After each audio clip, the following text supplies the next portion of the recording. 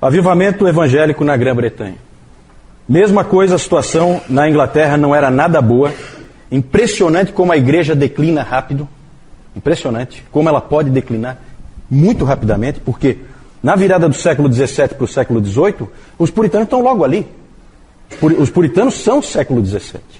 Pois em algum tempo, pouquíssimas gerações, já estava tudo perdido. E a incredulidade, o mundanismo estavam presentes na igreja, fortemente.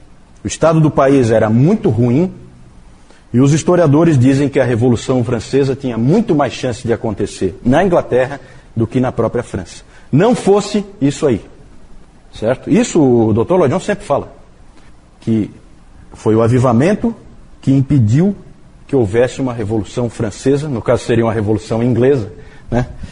Algo parecido com a Revolução Francesa na Inglaterra.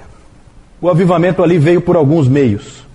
Um desses meios é, não surpreendentemente, os irmãos morávios. Os irmãos morávios foram para a Inglaterra e eles eram incansáveis. São indivíduos que impactam realmente.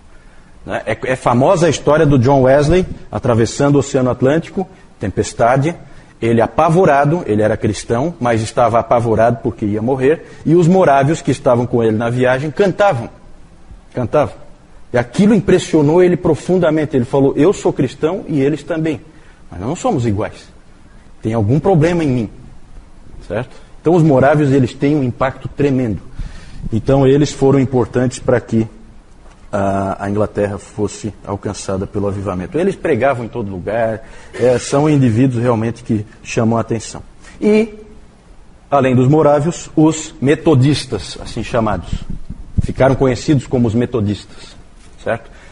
Hoje existe a igreja metodista, certo? Mas aqui nesse momento, metodistas são alguns indivíduos dentro da igreja anglicana, dentro da igreja da Inglaterra, que são chamados pelos outros de metodistas, certo? E os principais são John Wesley, John e Charles Wesley, irmãos, e George Whitefield. George Whitefield nós vamos falar um pouquinho mais para frente, porque ele é importante tanto na Grã-Bretanha como nos Estados Unidos. Nós vamos falar dele quando a gente falar dos Estados Unidos. Porque talvez lá ele tenha tido mais impacto até do que na própria Grã-Bretanha. Vamos falar um pouquinho dos Wesley. John Wesley era filho de um pastor da igreja anglicana. Samuel e Susana Wesley tinham uma quantidade absurda de filhos, 19 filhos. John é o 15º e Charles é o 18º, certo? Olha, 19 filhos é coisa. A família deles era uma família cristã, decente, correta. A Susana Wesley é considerada um exemplo de cuidado com a família. Mas não tinha ensinado muito aos meninos sobre a graça de Deus. Os meninos aprenderam a se conformar aos princípios da lei de Deus, a serem corretos diante do Senhor, mas não tinham entendido a graça. Esse é o grande ponto do John Wesley. Ele não conhecia a graça de Deus.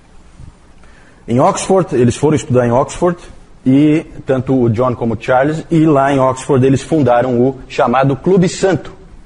O Clube Santo era um grupo de estudantes que se reuniam para se estimularem à santidade, para que eles se esforçassem, um cobrava do outro e tal, e se ajudavam para que eles pudessem viver uma vida de santidade. Lá eles liam livros como A Imitação de Cristo, que eu falei aqui, até o Newton tinha lá um exemplar, eu mostrei para vocês, A Imitação de Cristo, do Thomas A. Kempis, e também eles liam muito o livro do William Law, um sério chamado A Uma Vida Devotada e Santa.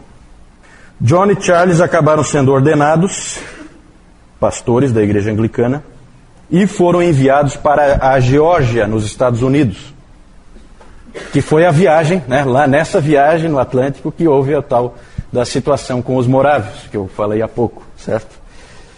O trabalho de John Wesley lá nos Estados Unidos foi um verdadeiro fracasso. Nada deu certo, não conseguiu nada. Deus não queria que ele tivesse sucesso ali. Às vezes as coisas são assim, né? Foi um verdadeiro fracasso. Ele não estava preparado ainda para a obra que Deus tinha para ele. Desse tempo ele disse o seguinte, falando desse tempo ele disse o seguinte: todo o tempo que passei na Geórgia, eu ficava esmurrando o ar. Sendo ignorante da justiça de Cristo, eu tentava estabelecer a minha própria justiça. Certo? O grande problema dele qual é? Não sei se vocês já perceberam. Ele não é evangélico. Ele é um indivíduo das obras. Ele crê na Bíblia, ele é ortodoxo, o Clube Santo inteiro, eles eram ortodoxos, eles criam nas verdades bíblicas, mas eles não tinham entendido a graça. Isso é muito comum que cristãos não entendam a graça. Há distorções para todos os lados, e Deus é que acaba abrindo os olhos e fazendo as pessoas entenderem. Como eu disse, Wesley já tinha sido influenciado na viagem pelos morávios, e o interessante é que um dia ele foi a uma reunião de uma sociedade morávia em Londres, na rua Aldersgate, no dia 24 de maio de 1738. Ele foi a essa reunião e lá dentro um daqueles irmãos morávios, né, que os irmãos morávios vocês já podem imaginar, sempre que tem irmãos assim, tem muita pregação leiga. E isso acaba sendo uma força desses grupos. E quando ele entrou, o que estava acontecendo? Um irmão estava lendo Lutero. Olha como é que são as coisas. Ele estava lendo Lutero, comentário de Lutero, a epístola aos Gálatas, né, que Lutero tanto amava. E ouvindo aquela leitura do texto de Lutero, do comentário de Lutero, John Wesley foi então, ele já era cristão, mas ele foi convertido. Né? Tem essas coisas assim. Eles acabam dizendo que ele nasceu numa família cristã, sempre foi cristão. Vocês viram que ele estava no Clube Santo, é um indivíduo extremamente dedicado, mas não tinha entendido a graça. E agora ali ele entendeu ouvindo Lutero, em pleno século XVIII. E aí ele diz assim: eu percebi que agora eu confiava em Cristo, somente em Cristo, para a minha salvação. E uma certeza me foi dada de que ele removeu meus pecados, até mesmo os meus, e me salvou da lei, do pecado e da morte. Com a conversão, John Wesley se tornou um evangelista vibrante. Um verdadeiro fogo incendiou esse homem. Ele passou a ir para todo lugar pregando o evangelho. Tradicionalmente na igreja anglicana você tem ali a sua paróquia, você não pode sair, porque ali no outro lugar já tem a paróquia do outro. Mas ele não respeitava limites, ele ia em todo lugar pregando o evangelho, muitas vezes, inúmeras vezes, ao ar livre. Esses dois caras, John Wesley e George Whitefield, vocês sempre vão ver retratados pregando ao ar livre, porque eles são os grandes pregadores ao ar livre. O George Whitefield foi quem começou e o John Wesley fazia a mesma coisa. Muitas vezes eles, por eles serem metodistas, os anglicanos não permitiam que pregasse na igreja. Então eles pegavam lá um caixote, alguma coisa, colocavam, subiam no caixote e pregavam para o povo que vinha ouvi-los. Certo? Mas ninguém segurava. Não tinha como segurar. A teologia de John Wesley não era grande coisa, tá? O Dr. Lloyd Jones, nesse livro aqui, ó, depois de fazer esse curso, vocês vão estar bastante bem preparados para lerem esse livro aqui, ó. É um livro que não é muito trivial, mas que é extremamente edificante. Os puritanos, suas origens e seus sucessores. São as palestras do Dr. Lloyd Jones que ele fazia anualmente na Conferência Puritana e na Conferência Westminster depois. E quando ele fala de John Wesley, Lloyd Jones, ele diz que John Wesley era um indivíduo um pouco confuso, um dos mais confusos da história da igreja, né, em termos doutrinários. Ele era um pouco atrapalhado. Com certeza uma das influências muito fortes nele era da família dele. A família atrapalhava um pouco para que ele pensasse corretamente. Toda a bagagem que ele tinha recebido da família tinha atrapalhado um pouco. Por quê? Porque ele ficou aferrado naquele arminianismo que ele tinha recebido da família.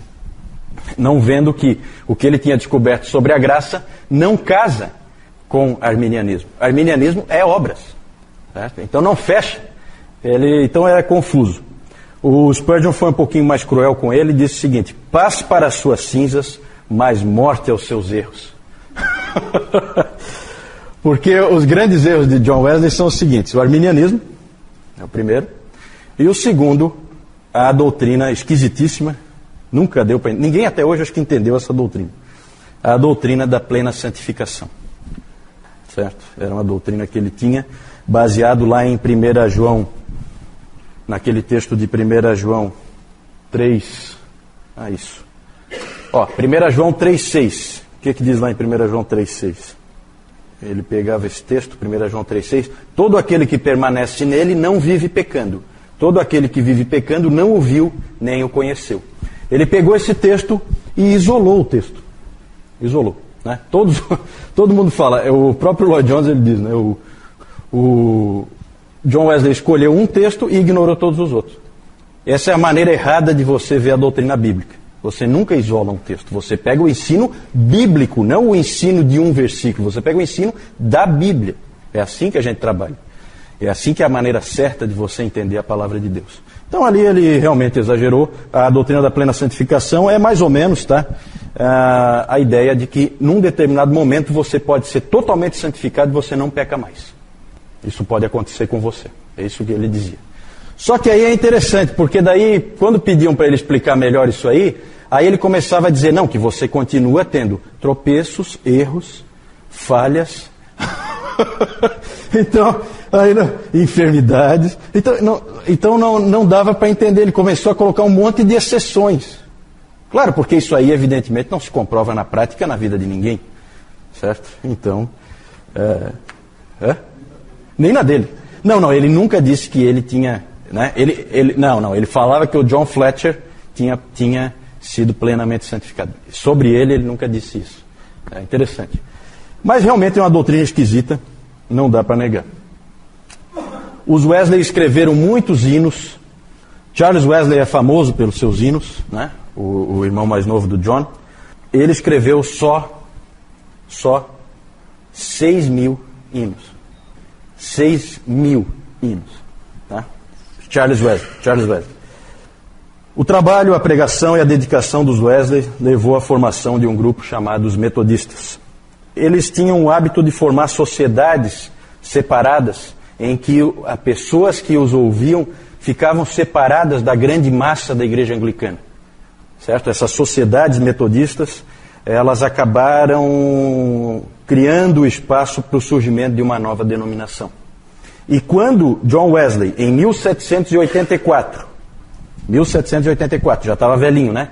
Quanto? 81 anos. Quando em 1784, John Wesley, ele ordenou Thomas Coke como bispo, diretamente, sem passar pela hierarquia da igreja, estava criada a igreja metodista.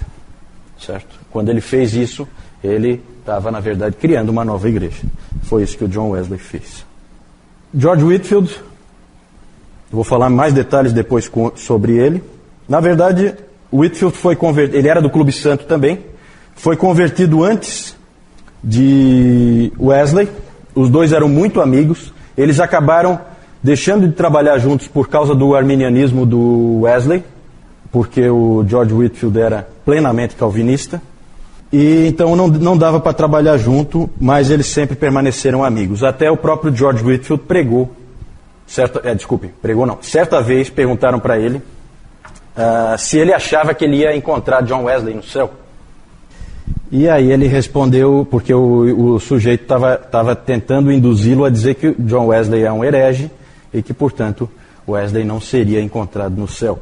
Aí o Whitefield respondeu, não, eu acho que eu não vou encontrá-lo. Aí o sujeito ficou feliz, né, com a resposta. Só que o Whitefield complementou. Ele disse, ele vai estar tão perto do Senhor e eu tão longe que eu não vou ter oportunidade de encontrar com ele. Nisso ele puxou o tapete do sujeito que queria jogar o John Wesley como não irmão. Né?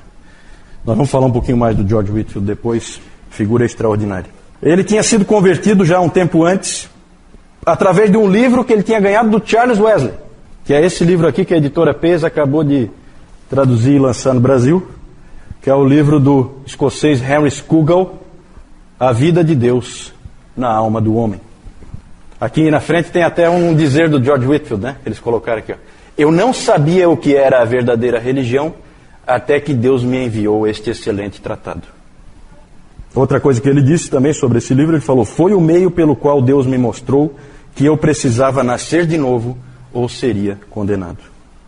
Esse avivamento também teve a influência, especialmente junto a George Whitefield, também não de um conde. Lá o Zinzendorf era o conde que estava ligado lá ao pietismo. Aqui não é um conde, é uma condessa. Selina Hastings, a condessa de Huntingdon. Ela foi uma pessoa muito importante porque ela sustentou muitos desses ministros metodistas com os recursos que ela tinha. Ela conseguiu levar essa obra para frente, apoiou eles muito. Foi uma pessoa importante nesse processo todo. Nós não temos tempo de falar aqui, porque nós estamos falando do avivamento evangélico na Grã-Bretanha, e seria muito interessante se a gente pudesse falar dos grandes pregadores do país de Gales, né, que o Dr. Lloyd Jones gostava tanto, ele que era galês, né, como Howell Harris, como Daniel Rowland e William Williams, o compositor de hinos. Não temos tempo para falar deles, tem histórias fantásticas desses homens. Grande obra de Deus também no país de Gales, através desses homens aí. Então Deus estava fazendo uma obra muito grande nesse período, século XVIII. Aí então, só mostrar para vocês o Clube Santo, aqui reunido, esse que está em pé, o John Wesley. Né? Então vocês têm mais ou menos uma ideia. Um grupo de estudantes, vê a seriedade desses jovens aí, né? Só que não tinham entendido plenamente a mensagem do Evangelho.